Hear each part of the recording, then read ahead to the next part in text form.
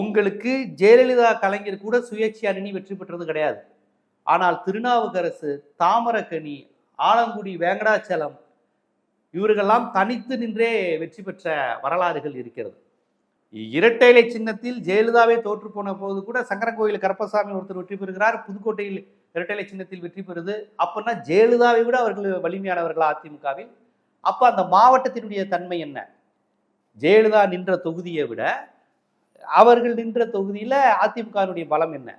96ல மிகப்பெரிய தோல்வியை சந்தித்த போது கூட ரெட்டலை 4 இடத்துல ஜெயிக்குது, ஜெயலலிதா தோக்குறாங்கன்னா அப்ப அந்த மாவட்டத்தினுடைய பேட்டர்ன் என்ன? ஏன் அந்த தொகுதி மட்டும் அப்படி இருக்கு? இந்த மாதிரியான நுட்பமான பார்வை உங்களுக்கு தெரியுமா?